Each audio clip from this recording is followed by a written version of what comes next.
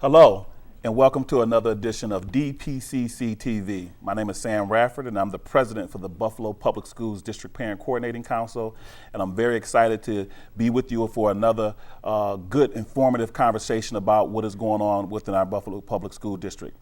I'm real honored to be joined today, and every opportunity I get to say this, I take that opportunity because the things that you see going on with the District Parent Coordinating Council and in our community could not happen without the guidance and support of our advisor and our elder, Mr. Lloyd Hargrave. Mr. Lloyd Hargrave, welcome. You want to say anything to our listening audience going out? Glad to be here with you guys, man. All right, thank you. And we also make it really clear to those people who have a high appreciation for the work that the DPCC is doing, that really the person who out there doing the work, responding to parents on the ground level. When a parent has an issue, go to pick up the parent, go to sit at the 33 Ash Street with the parent. The person that's responsible to the parents in our community is our first vice president of District Parent Coordinating Council, Brother Brian McIntyre. Brother McIntyre, how you doing today? Man, it's a great day. It's something about waking up makes me feel good. Have no complaints. All right, and so we got a powerful show lined up for you today. So listen, I say this every time, but this is a critical point. If you care about children, if you care about what's going on in the schools, call somebody else and tell them to turn on, public access TV, listen to what's going on, go get your children, the other people in the house and tell them to come to the TV right now, because we finna share with you some very, very critical information that's gonna make a difference in how you impact the lives of your children. The first thing we wanna do is we wanna say thank you to the 2,219 parents who went and stood in line, in some cases for 2 to 3 hours, to fight for a better education for your children. Historically, we had about, what's the number of historically people about who fought? 300 to 400. 300 to 400, no more than 500 parents historically have ever stood in line to put in a request to transfer their children from a failing school to a school in good standing. We sat here at this table as well as went out on the radio and in the community, and we talked to parents and we gave you information, and you responded. You responded in a way that we had a 450% increase in the number of parents who took advantage of the public school choice option. And because of that, we're in a position where we can change radically what has gone on in the Buffalo Board of Education. So before we get into the details about what's going to happen with that plan, let me get some input from you, Lloyd, Brother Brian. What's your thoughts about that number, 2,219 parents actually going and putting in a transfer? What's the significance of that? Well, first of all, it's about 5 times more than have historically applied, and I think the district has looked through those kind of glasses to determine they didn't need to do much more. Secondly, I had the opportunity to go down to 33 Ash on the last day that the applications were due, just before the deadline. I was just overjoyed at the number of people that I saw coming and going. I mean, It's something that to me was just unprecedented, and I think folks knew that they needed to take advantage of that. I think more folks eventually will take advantage of that, but we have to be in a position where we can accommodate the folks that request transfers, and that's what's bothering to me. All right, Brother Matt. I'm very excited about the fact that over 2,000 parents came out, and historically, it's been 200 parents, request transfer. But it's just a showing that, parents do care and parents are concerned. Not all of us have enough time to do some of the things that really are important, but we're realizing that we must sacrifice and do the things necessary to make it better for not just our children, but all the children. So I'm elated, that all those parents came out, and it's nothing but hard work and dedication on everybody's part, especially the council. And I'm appreciative to be a part of this movement, but it's a wonderful thing, and it's a new day. And as we're on the cusp of some greatness, this is the type of movement we need to have so that our children will benefit from the things that are coming, and they definitely coming to town.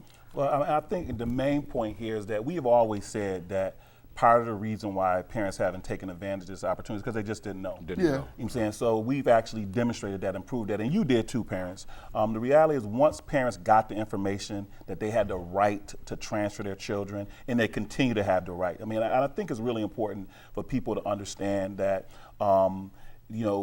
for years we've been saying they had this right, and people to understand that the truth of the matter is that the district said they didn't have the right, and at one point in time, state education department said that they didn't have the right.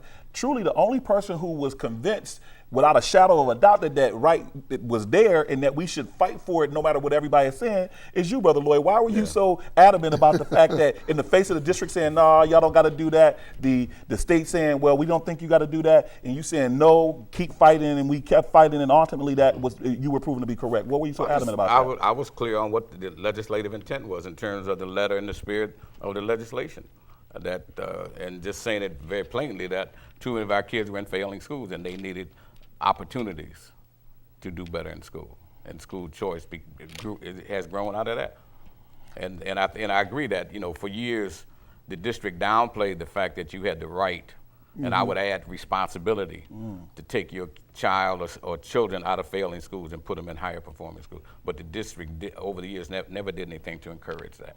And that's an interesting thing to say because I reread the legislation. I actually read the whole legislation from cover to cover, and one of the things it says is that the district is actually supposed to develop a strategy, a plan. Right. They're actually supposed to work with outside parent organization and outside community organization on how to get this information out of there, and they never did that. That process has never taken place. So we've taken that upon ourselves in recent years, and again, parents, you have successfully force the district into a position of change, which is the reason why we want to talk to you today. The reason why we want to talk to you today is because we've done our part. Now is the district's turn to do their part. The district put together a draft plan that that was due by June 28th. They got it in. The state education department said this is not good enough. Matter of fact, this is not even a plan. Either one of y'all want to share about what the state education department's position on the original plan that was submitted by the Board of Education? Well, okay, go ahead. Well, the state sent a letter, commissioner sent a letter, I think end of May, I'm not 26th. May 29th, yeah. Something like that. And the state outlined what the requirements were, based on the complaint that the district parent coordinating council filed. And the district, in my estimation, just continued to ignore that, figuring that, the state will eventually go away and we'll be able to do what we've been doing, which is nothing in terms of helping kids. And so ultimately, when it's awesome, you want to say anything about that, Brother McTine? Well, I certainly, Lloyd is the resident expert on it, and it's hard to come behind him. But, the plan was inadequate, as they have been for the last several years, simply because of the fact that the district refused to follow the rules and regulations the rules and regulations, period. I kind of don't want to come across adversarial, but sometimes we just have to get more aggressive when it comes to getting what's right for our children, because the rules simply state that certain criteria must be met.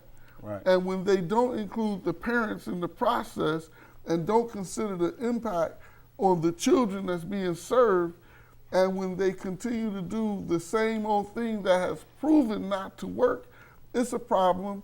And as parents, we're starting to stand up, and we're tired of it, and we're holding people accountable.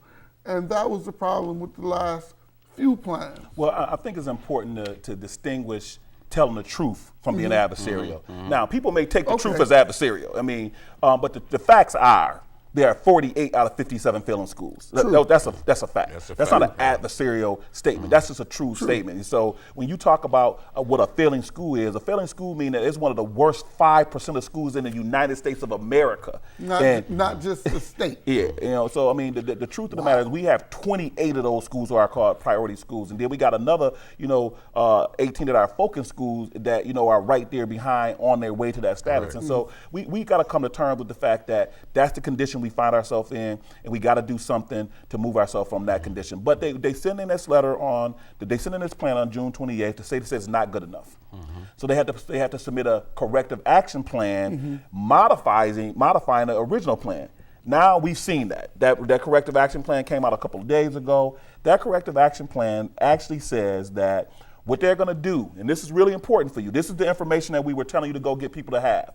If you went and stood in line and you put in your application for transfer, the district's response to us is that they are only going to move 300 to 500 of the 2,219 parents and families who requested a transfer. That's what their plan is. That's what they're saying that they're going to submit to the state education department. So let me first of all get just your reaction to that. Brother Lloyd, what's your reaction to them suggesting that they only want to move 300 to 500? Well, it's strictly a violation of the law. The state told them in no uncertain terms that they had to create capacity for every eligible student that's in a failing school. My numbers, if I remember correctly, is somewhere around 27,000. That's right. Students are eligible for transfer. 2,219 families requested a transfer. Out of 27,000. And for the district to have the audacity to say we can only move 300, it's criminal. Yeah. And I'm really tired of the district, people in the district saying that, well, I'm new to this job, I didn't know how to do this. Nobody trained. That's a lot of crap. Yeah. If I'm allowed to say that. But it's ongoing, it's continuous. And I don't believe in my heart that the will is there to make this thing happen good. So the bottom line is that there's no way that we can accept a 300 to 500 in any kind of way. No, anybody that's accepting of that it just went through the motions to fill out the application and submit it. Well, actually, it's illegal, because the federal and state regulation says that every child has a right to be placed in a school in good standing, and the one thing you can't say is that we don't have the room. And the one thing you bet not say is that we don't know how to do it when you're getting paid over $100,000 a year to decide, and create ways to do this. The state and the federal government has even laid out plans on how to do this, but it's appalling. But once again, if we don't stand up and unite, and demand our rights, because it is the right of our children to be in a school in good standing. Well, so it's our right. Right. So the beginning part of our fight was to get the people to organize to go demand that their children rights gets respected. So they understand their rights. Exactly. Yeah. So we've done that part, community and parents. But now the district has responded by saying, even though you have the right, we're not going to respect your rights. But they can't do that, Sam. Right. We're saying what they can't do. But for years they couldn't. Technically, and they did it anyway. So what they're doing is saying that they're going to attempt to do that. They're actually trying to take away the spirit of parents who went down there. They're actually trying to just in our face say, you know what? I know you had this right, but we ain't gonna give you that right. But the question is what are we gonna do about it? Are we gonna sit by and say, well, see, they not doing it? No. Who is the Board of Education? The Board of Education ultimately is people who are elected to represent us. Right. Who is the superintendent? She's an employee of the Board of Education. Who are the central administrators? They work for the superintendent. Ultimately, those people work for us, and it's not all right that they put together a plan that say they're only gonna move 300 to 500 students. Now, ultimately, the state education has not decided whether that's going to be acceptable or not. We have to wait to see what the state education department will have to say. But for the board, for the district to even think that that's all right, what are your thoughts on why you think the district actually thought it was all right to submit a plan not to move every children? Why would they take that kind of chance? They've been so used to doing what it is they want, and obviously inefficient, and I want to say even incompetence is risen to the level of incompetence or just no regard for the children, because they continually violate the rules and regulations if they just adhere to will increase and improve the condition of our children. And Sam, I might be out of line and I'm certainly not out of pocket. I don't even think the state could tell them they don't have to do this, because it's not true. The federal regulation states that every child deserves to be in a school in good standing. Now, if the state accepts an inadequate plan, we have to fight against that too. Because let's not forget, we have one of the largest organized parent groups in the state and maybe the country, and we're educated about the situation. And had we not gone to the federal government about it on behalf of the parents, we wouldn't be having this conversation right now. Okay, people would just be doing what they do. Right, so that's a great point. Let's bring it back around to what do you think the reason why they would actually put together a plan to not move all the children? I think it's arrogance. I think it's unmitigated arrogance. Historically, this district has spent more time, energy, and effort to get around laws and regulations than they have to just put them into implementation. Can't be simpler than that. I think the district believes two things: one, that parents were going to disappear, and that the state was not. Secondly, that the state was not going to stand up for what they told them to do. I mean, the letter from the state was clear. You cannot use lack of capacity as an excuse.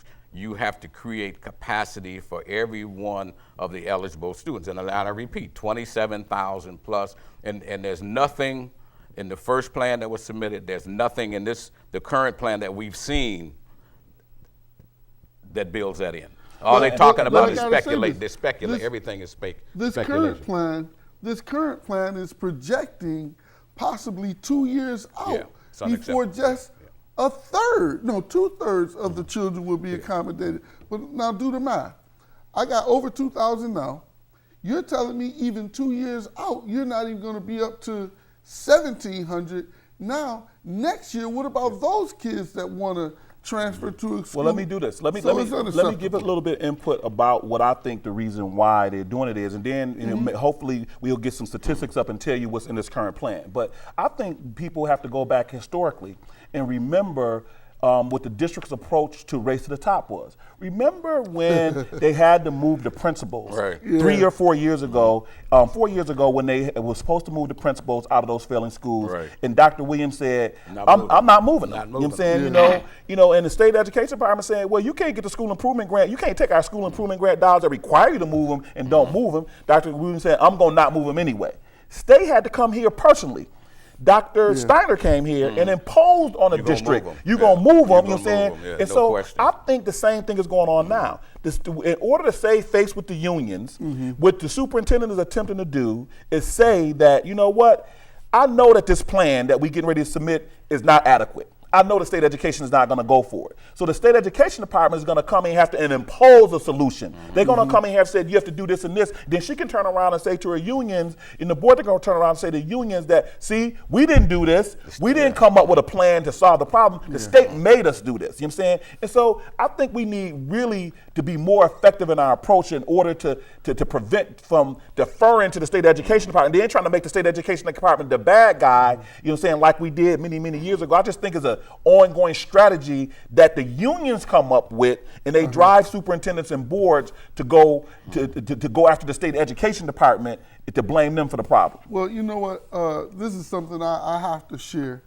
You know, as we all know, I'm vice president of the Dpcc and co-chair of the Special Education Parent Advisory Council. But when the Race to the Top first came out, I found myself in Albany in a meeting with probably about 500 administrators. I think I went to the wrong meeting, to be honest with you. And they were rolling out the Race to the Top. And New York State, because of our union contract structure, was never truly eligible for it. But New York being New York, we wiggled our way in there and became eligible for it. But they know from the onset, because of our union contract structure and our system, that it was going to be a problem. So we still struggling with that issue today. So let's talk about these statistics. So hopefully up on your screen, you will see that in the plan that the district submitted, what they basically said is that year one, that there's 2,219 students who apply, that they're going to move 300 to 500 of them. That's 14 to 23% of those students. Year two, they're going to move 900 to 1,250. In year three, they're going to move up to 1,750. So it's going to take them 3 years to get to 1,750 students. And so, so that's the first. But mind you, Sam, I hate to cut you off, but all these years in delay, the students that are 2 and 3 grade levels already behind are falling further behind. Right. And one caveat is, and I'm sorry, and I'm going to acquiesce, but one caveat is, if your child wants to go to one of the so-called test-in schools and has the ability to test in and meet that mark, your child is to be placed in there according to poverty level, where all the children in the system are poor. All of them are eligible if they meet that academic requirement. But if your child is continuously receiving I don't want to say miseducation, but inadequate education, 3 years from now, he's going to be less likely to be as able a to matter of pass fact, the that test. was that's the actually spirit that the law was created in. If you look at the actual non-regulatory guidance on public school choice, the very first part of the table of contents, the very first thing that they reference is the purpose of public school choice. And the purpose of public school choice is they said that it's going to take time to turn around a failing school. But while you're going through the process of turning around a failing school, children should not have to fall further behind. Correct. Because they're already behind because they're in a failing school. They should not have to fall further behind while you're turning around the school. And so you offer them the option of transferring to a school in good standing while you're correcting the issues associated with the school and its need of improvement. Yeah, Sam, I'm not sure what's mentioned. You said something on the screen. I'm not sure what's up there, but This year's plan, the numbers for this year's plan. Let me just point out something that's just mind-boggling. According to state assessments results that were released the other day by the State Education Department, from what I read, 93% of the 8th graders that are now freshmen in high school scored state assessment level 1 and 2. Right. That means to me that 90+% of those students that are level 1s and 2s enter 9th grade. Into 9th grade, scoring a level, and into not only 9th grade, but entered into probably 95% are enrolled in failing high schools. Right. My question to you all: what chance do the kids have? If you 1 means that you're 2 grade levels behind at least. Right. At least 2 minimum. means you're 1 grade level behind. Yeah. And you know, somebody said something to me very interesting the other day, Lloyd. I couldn't believe it when they said it. They said, if we're saying that 85% of our kids are 1s and 2s, right? And in every category, it's 60 to 70% are 1s, they 2 grades levels behind on the new standardized test. They said, if you didn't go to school at all, you could have got a 1. So this not is even showing up. Yeah, you got a 1, you know what I'm saying, going to school most of the time. You know what I'm saying? So I mean, we really have very real challenges when we say that our starting point, particularly with kids going into high school, is that they're going into, the vast majority of them are going into failing high school, and they 1 and 2 grade levels behind. So our work is really ahead of us. So so the other stat I want to get up real quickly is to give people a historical context of how many people have traditionally applied. So if you on the stats, you're going to see that in the last 5 years, we have had basically anywhere from 12,000 to 26,000 students eligible. Right. And every year we've moved between 32% and 73% of the kids that were eligible to move. Right. In the last slide, you saw that we actually are only projecting to move 14 to 23% this year, which means that we're actually talking about moving less children. We filed an appeal. Parents showed up, and they put in a request to transfer their children, and their response is, we're going to move less children. I guess that goes to what you're saying about the arrogance. How do you say to parents that based on you having more interest, we're going to move less children? Because I don't think there's an expectation from the district that parents are going to react. Right. And I think they just believe they can do and say whatever they want to, and no one's going to say anything. We're just going to eat it and keep up. That's totally ludicrous to even function like that. Your job is to educate children regardless of where the parent is at. When that child comes into your custody, it's your job to educate that child. Now, I know a stat that we may not have, but it is online on the Say Yes report. You go to Say Yes, chapter, Buffalo, and look, I think it's the Cross and Justice or Justice and Cross. But the bottom line, they said, is a kid coming to the Buffalo Public School in 1st grade, and 41% of the kids are at par in a grade level. Yeah, on grade level. On grade. No, I'm not making this up. A kid comes in, 41% of them are on par for that grade level. And by the end of that year, only 14% of them. So that means they actually got dumbed down. Come on. Right. And I think that really ties into the point that you just made, Brother Lloyd. The reality is that we as parents now have to step up to that challenge. It's almost like a test for us. We know the information. Cross and Justice gave us reports, that's stuff that we as parents already knew.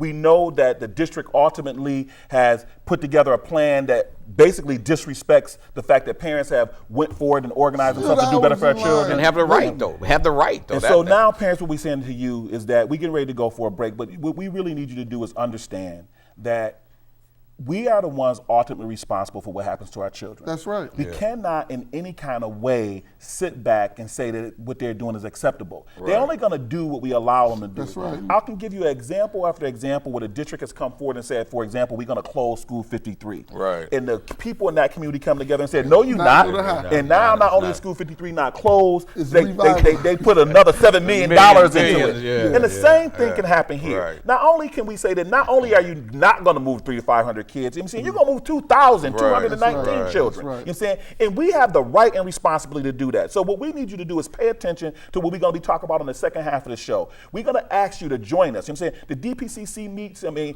if it's the month of August, we meet the second Tuesday in August at 1000 Main Street. In September. In September, we meet at the Makowski School the second Tuesday from 6 to 8 p.m. We need you to be at these Now, meetings. Makowski is on Jefferson and 1095 Jefferson. So, Plenty and parking it may there. go across your screen. So we need you to come together. And even if you not an elected representative, you still are a member. Every parent is a member of the District Parent Coordinating Council. Right. So we need you to come and show your support, to let the board know, let the community know that we care about our children. You've already proved that you care about your children. Now what we got to do is say that we're not going to stand for anything less than the best for our children. Right. So stay with us. You know what I'm saying? We're going to go to a break now, but stay with us. On the other side of the break, we're going to talk about the path that we followed to get here, and then we're going to talk about what our plan is going forward. Thank you for being with us for the first half of the show. We'll see you on the other side of the break. Hello, parents and community. This is Sam Rafford, President of the District Parent Coordinating Council. And real quickly, I want to thank you for your organizing efforts to ensure that all of our children get a great quality education. 2,219 parents went out and put in a request to transfer their child to a school in good standing, which is our right under the No Child Left Behind law. But now we've found out that we are at a critical crossroads to ensure that every one of those children would get that opportunity. The Buffalo Public School District has decided that only 300 to 500 of our children will be able to be moved the first year. In our opinion, this is against the law, and we're asking parents to come out to a critical meeting so we can discuss how we can contribute to coming up with a better solution than the one that the district has coming up with without our input. So on Tuesday, August 13th, from 6 to 8 p.m. at 1000 Main Street, where we have an initial meeting to discuss what we want to do to come up with a better plan than the one that the school district has put together. And then again on Tuesday, September 10th, from 6 to 8 p.m. at 1095 Jefferson Street, that's the Makowski School, parents will come together and come up with a solution on how we all work together, how we work with the Board of Education and the superintendent to ensure that every single one of our children get a top quality education. We couldn't have got here without you. We can't go forward without you. So we're asking all parents to come together. Let's come together as a community and work for every one of our children to get a top quality education. And it can't be done. We can't do it by ourselves, but it can't be done without us. We need you. We hope to see you at either one of those meetings. Again, that's August 13th, 6 to 8, 1000 Main Street, or September 10th, 6 to 8 at 1095 Jefferson, Makowski School. See you there. Hello, and welcome to the second half of Dpcc Tv. If you were around for the first half of the show, you know we put out some really powerful information about what we as parents were able to successfully do in getting 2,219 parents to put in for the public school choice process. We're going to be talking about in the second half of the show the historical context, how we got to that point and what we need to do going forward. Again, I'm joined by two very capable partners in our struggle for education. Again, let me introduce Mr. Lloyd Hargrave. You want to say something about Lloyd for those people who didn't catch you the first half? Let's keep going. And he's our advisor, and there's no question about the fact that everything we do is built on the foundation that Lloyd and his generation give us to work with. Right. And we have our first vice president, Mr. Brian McIntyre. And still be here. That's right. And Brother McIntyre continues to lead the effort of what we do on the ground. But the most important part of what we do is what you do, parents at home, to support what we do on behalf of our children. And so we want to say that, at least from where we're sitting at, one of our most significant victories as a District Parent Coordinating Council took place because you were responsive to the information that came across this TV show, the radio, this DPCC meetings, and you went out and you stood in line. I mean, you went in line, stood out and stayed 2 and 3 hours to fight for what's best for your children. Mm-hmm. Right now, this is probably one of the best times to be a parent in the Buffalo Public School because there's so much opportunity. Right now, every single child that graduates from a Buffalo Public School has a full scholarship to college paid for. You know what I'm saying? You're not going to get a better opportunity than that. You know what I'm saying? We have the Promise Neighborhood, the Perry Choice Prize. We have all kind of opportunity in this city if we as parents are in a position to seize that opportunity. So what we want to do is talk about what we have done historically to get here. So first of all, before we get into that, Lloyd, Brother McIntyre, what do you think about the opportunity that's before Buffalo parents right now as we get ready to move forward? Yeah, let me say that again. I've said it before. I think say yes is the answer to our kids going further in education. But our kids need to be prepared to take advantage of what say yes offers. And I'm not sure that exists. I think one of the stats I read recently, like 90% of the students that graduated from Buffalo schools last year, only 90% are not college ready. Right. Yeah. 13% are not college ready. That's a scary statistic. And I'll yield to. Well, let me just say with that statistic, so you know what that means, community. That means even if your child graduates and gets a high school diploma and they go to college, they got to take remedial courses in college. You know, so that means they paying for college courses that don't got no credit. You know what I'm saying? So it's more than graduating from high school. You have to be able to be prepared for college. Yeah, that's what mean college and career ready means. You're almost on a 5 or 6 year track to graduate from college. Yeah, and that's if you graduated. Think about the fact that automatically. And over half the kids don't graduate. Right. So even the ones do graduate are not prepared for college. So there's not enough academic rigor, which is the reason for the new test standards, which we'll talk about a little bit later. Brother McIntyre. Well, when I look at the fact that less than 27%, 23% of Black and Hispanic males graduate in the Buffalo Public School system, is scary, because that's 70% of our children that have not graduated. But now we have a great motivation for all the kids and parents, because here, $60,000 later from student loans, the benefit of being able to go to college free, and it's just insane. Right. Now, some folks is mad about it. You say what you want, but I'm gonna tell you, some folks is mad about it. I'm not envious, I'm not jealous, I'm glad about it. But what we have to do is see that our children are getting a proper quality education so they can qualify, not just graduate, so they can qualify to go to college. Man, it's an opportunity of a lifetime. And I'm very excited. And we cannot be any more clear about that here it is, we have one of the most profound opportunities at a full scholarship to college already, but it's possible for us to miss that opportunity if we do not do the work to make sure our children are in a position to take advantage of that opportunity. So we've done some of that work. So one of the things that puts our children in a position to take advantage of that opportunity is the fact that every single child has the right to go to a school in good standing. In our school district, we have what we call a two-tier education system. Either one of y'all want to talk a little bit more about what our concerns have been around this idea that all children don't have an equal opportunity to get a great education? Yeah, well, part of it is I think there's, and I'm referring somewhat to Commissioner King's article in the paper yesterday, that because we deal with low expectations.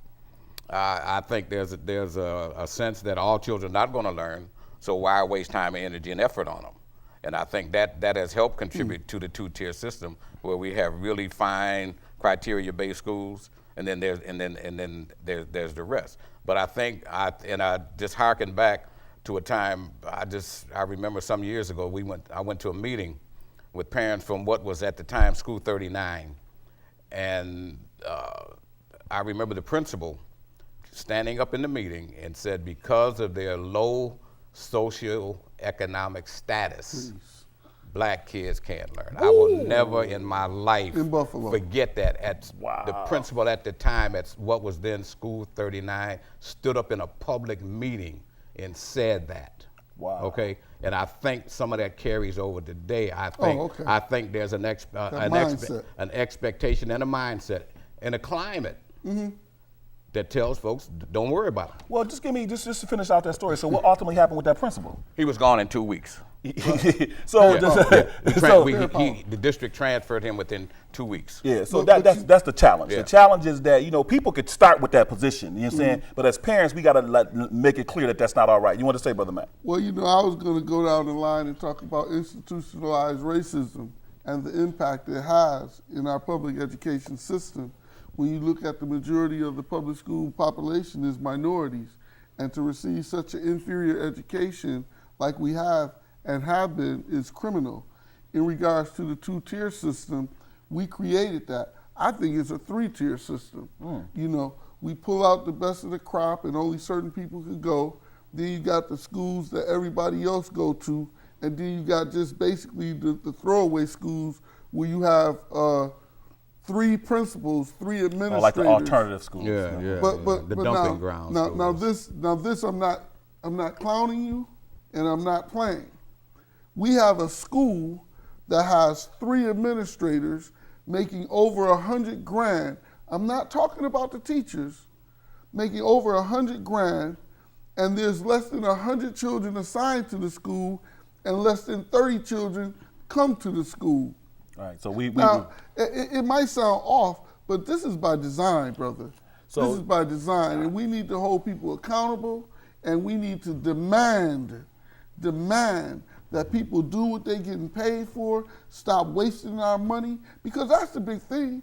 They just throwing away money that could be used to educate the child. And as a matter of fact, and we've heard a lot of conversation going on in the last month or two, and I mean, this has really been a hot summer. I mean, we've heard this conversation going on about kids going to BOCES, kids going to suburban schools, and really what we're talking about when it's all said and done is the fact that we have not come up with a system to ensure that all of our children get a quality education. And at home, what that really means is that if your child gets accepted in a criteria-based school, that means that the schools are choosing their children. Those schools are City Honors, Hush Tech, Da Vinci, Olmsted, Emerson. And those are the only schools that are in good standing at the high school level, the schools that creaming off the best of our children. So when we say that those are the best schools and they have great teachers and great principals, that's not necessarily true. Those schools actually get to they choose they get to choose their children. You could probably put any principal, any teacher there, and they're going to do well because those children are the children that do the best academically.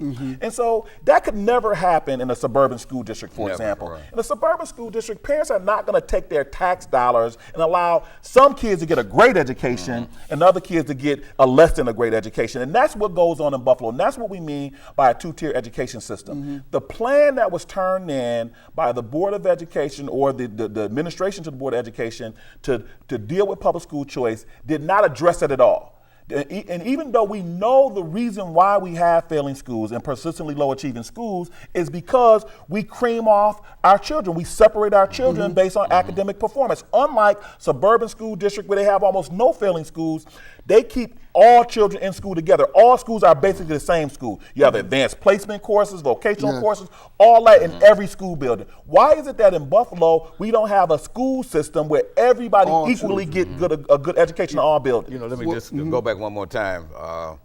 Some years ago, one of the central office administrators who did have some love and care for what happens with kids introduced a concept to establish a City Honors type school in every board district. Shot it down. Wow. Shot it down. Shot it right down. There was no more conversations like, okay, sit over there and be quiet. We're not even thinking about it. And as a community, that's what we've basically been done. So what we got to do is we got to now say it's not all right to have this 2-tier education system. How did that process start? You want to say something about that? Yeah, just really briefly, one, we depend so heavily on our so-called leaders, and we have to be more careful how we select them on every level because it impacts our children. In regards to what Lloyd said about the administrator standing up and talking about the socioeconomic level, well, we could define that by School 81. School 81 right now has a high minority population and is one of the best schools in the city, along with the Olmsteds and what have you. But I think it's an excuse.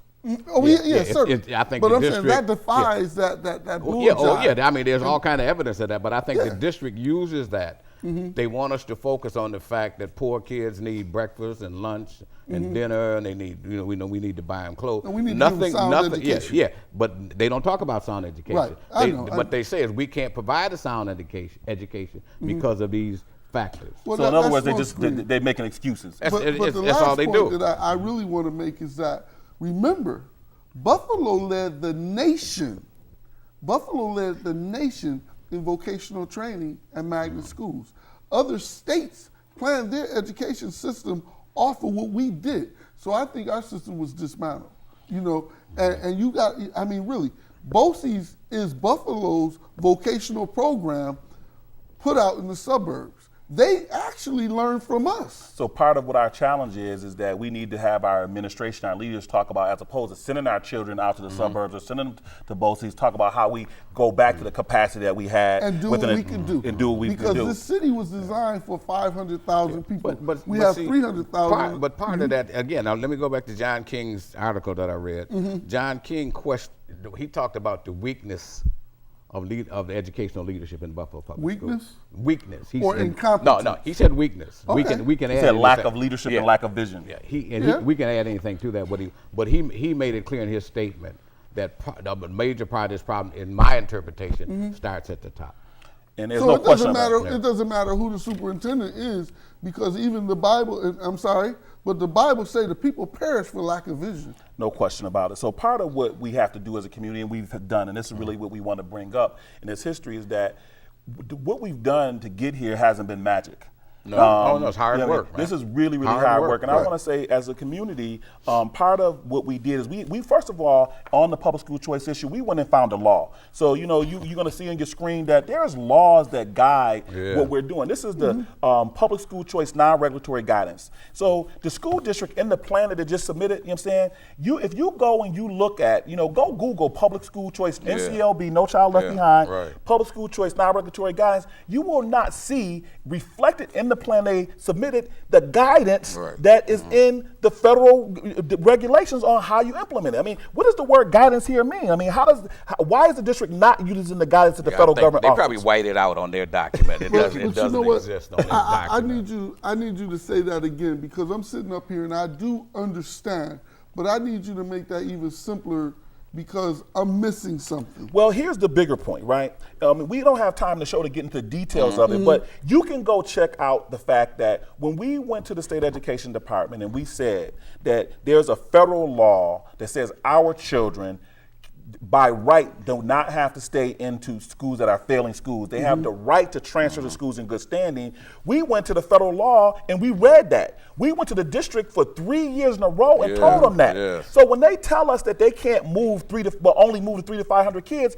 last year, July 2012, we went to the Board of Education and we said, we've met with all the schools in the district as a district parent coordinating council, and we've given them information. We said you should anticipate there's going to be an increase in the number of people who apply. That's historically accurate. You can go to the record and find that. And what they said is that, well, we'll cross that bridge when we get there. We've never had more than 300 to 500 people to do it, and they did not prepare. You know what I'm saying? And now they want to say, because we didn't prepare, y'all have to wait. You know what I'm saying? And we're saying that's not acceptable. But here's the more important part. I want to make sure everybody know what we did when we came last year and said you have to move all of our children. What did they tell them? What did they tell us when we said we have to move all our children?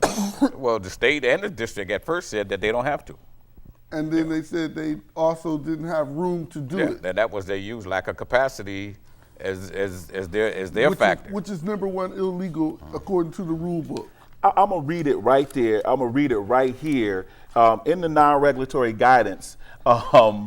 It makes it crystal clear, you know what I'm saying? This is page 20, number E8, you know what I'm saying? So you ain't got no question. It says, must a local education agency, that's a board of education, that believes it does not have the physical capacity within its schools to accept transferring students, implement public school choice provisions? The answer is yes. An LEA may not use lack of capacity to deny students the option to transfer. So it don't get no clearer than that. They anticipated. And it's also reinforced in the letter that they sent to the district. So that you cannot use lack of capacity. And so I want people to know that you can go and read this for yourself, that the plan that they have now continues to say, when they say we only can move 300 to 500 people, what are they saying? Acceptable. What's the reason why you only can move 300 to 500 people? Because they're not doing the work that's I necessary said we don't have the to do capacity. They just said the reason why we don't have the capacity. The law said you can't say you don't have a lack of capacity. Now, so what happened? We as the District Parent Coordinating Council sent a letter to the State Education Department. This is going to pop up on your screen, all right? This is a letter we sent to the State Education Department, and here's the response of the State Education Department. I'm going to take the time and read to you so you know this is on the State Education Department letterhead, right? Yeah. We, on behalf of parents in the school district, we filed an appeal with State Education Department saying the Buffalo Board of Education did not move 95 kids who went to Buffalo Public High Schools, who were eligible to transfer, who put in an application to transfer because they said they didn't have lack of capacity. This is what their response to our appeal was. They wrote a letter to Dr. Brown dated May 29, 2013. It says, "Dear Dr. Brown, I am writing you in response to a complaint that we received from Mr. Samuel Rafford III, President of the Buffalo School District Parent Coordinating Council, regarding the Buffalo Public Schools' failure to comply with the provisions of Section 1116 of the Federal Elementary and Secondary Education Act." That's this, everybody, we just showed you, pertaining to public school choice and Commissioner's Regulations 120.3. That's the state law, which specify the requirements for the provision of public school choice in priority and focus schools. Listen, everybody, closely to this part. Based on the information that we have gathered through our review of your annual consolidated application and our meeting on February 26th with you, members of your staff, and Mr. Rafford, we find that the Buffalo Public School is not in compliance with the requirements for the implementation of public school choice. That's the State Education Department saying that. That's not us saying that. So if the State Education Department found that they were not in compliance because they didn't move 95 children, you know what I'm saying? About 1,700. Why would they submit an application saying that we're not going to move 1,800 children? Why would they even do something like that, Lloyd? As I said before, it's arrogance. It's arrogance, and there's a bit of that includes incompetence. If you remember, for the last couple of years, every time we've questioned some of these things, well, just the plan that they submitted, the first plan that they submitted, you remember that plan supposedly was submitted by a person who's now retired. Right. Another person that we know worked on the plan got out of it, said, no, that wasn't me, that was somebody else. Right. But what we've run into over the last few years is that every time we question something, it would be a new administrator say, well, give me time because I just got here. Yeah. I heard Dr. Caresty say yesterday that parents should be patient. And I'm like, patient? What are you talking about? Yeah. Patient. You only got 12 years to educate your child. Yeah. And every year you lose, you can't get back. Yeah. So we can't, a 3-year plan is not going to work for 2,200. Well, actually 1,750 if you remember the slide from earlier. Let me read one more part of this letter because I think it's important for people to understand. If the letter's up on your screen, you will see in the second paragraph at the bottom, it says, the Buffalo School District is not in compliance with the requirements of 120.3 of the Commissioner's Regulations, which state each Title I LEA that has a Title I school in a priority or focus designation is underlined in italics and bolded, shall provide all students enrolled in the school the option to transfer. Yeah. How do you put together a plan saying I'm not going to transfer 1,800 when the law says, the state commissioner says, the federal law says, everybody who has a responsibility for children say you must do this? Why do they think we're going to sit back and allow them to tell us they're not going to move all our children, Brother McIntyre? Well, it's really, to me, the obvious reason is that they feel that the parents are going to just collapse and go away. Yep. In the history of Buffalo, there's not been such a strong, united parent front that we have now. You know, and I can't say it any simpler. Folks are so used to doing what they've been doing, although it's not the right thing, that they almost can't do the right thing. You know, they're so used to just doing whatever they want. But I want to let everybody know, we're not going anywhere. And one of the worst things I think happened is that, for me, for sure, the worst thing that happened for me, as far as the system, is when I learned how to read, okay? And we all know how to read. And the rules state, if they just adhere to the rules of the game and give children a fair opportunity, things will be okay. But people are stuck on protecting their comrades and cronies and friends and just not doing what they should do, because never before have we had such a united front of parents, and that's our salvation. Well, let me just read these last 2 points and I will make that the end of what we're sharing. And so if it's up on your screen again, it says, in order to come into compliance, this is the very last paragraph. In order to come into compliance with the commissioner's regulation, Buffalo Public Schools must develop a corrective action plan and submit it to State Education Department for approval no later than June 30th. They submitted that plan, and the State Education Department sent another letter. Some pages. It wasn't exactly. a plan. That's exactly right. They sent another letter saying that that's unacceptable. Right. So they sent another plan that wasn't accepted. Further, it states that in the plan that they submit, it says BPS must describe in its corrective action plan how it will offer public school choice to all eligible students as required by Section 120.3 of Commissioner's Regulations. I don't get the denial that the district has to be in when anybody who can read, if you see it at home, you read it on the screen. What they're doing is they're challenging they're trying to convince us some kind of way that what we see with our eyes ain't true. You know what I'm saying? What we read in the law ain't true. They trying to, because they cannot be reading this. How, and you know what I also think is a very interesting point? I talked to Bishop Michael Badger. He shared some really profound, what I thought, information. The Division of Whole Broadcast has been a real partner to parents, and they have put out a lot of information. But when we talked about this on his show, he said, you know what it sounds like to me?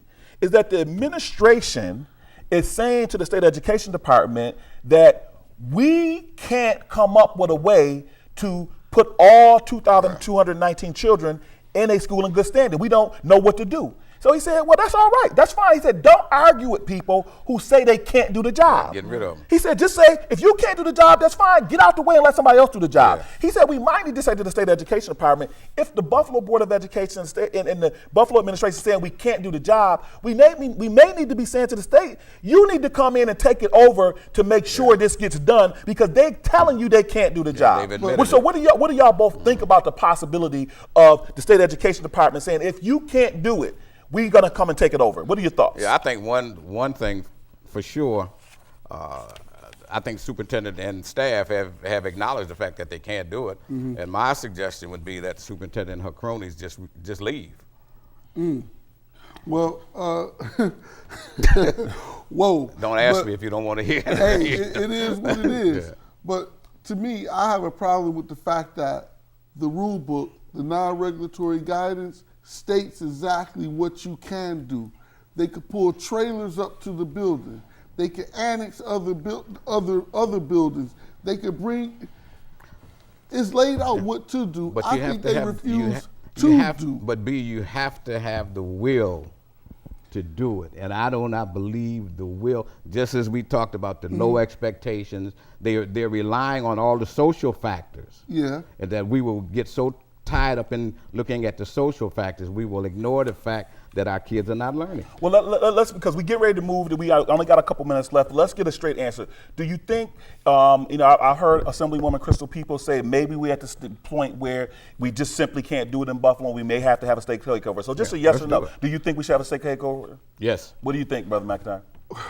Yes, brother, without a question or doubt. So part of our challenge as parents is ultimately it's going to be our responsibility if it's something that's going to get done. So, in closing, what our challenge has been is that we've accepted, failure and mediocrity for way too long. One of the things that I think the district can do going forward is if the superintendent, the Board of Education would follow the law like they do with the collective bargaining agreement with the union.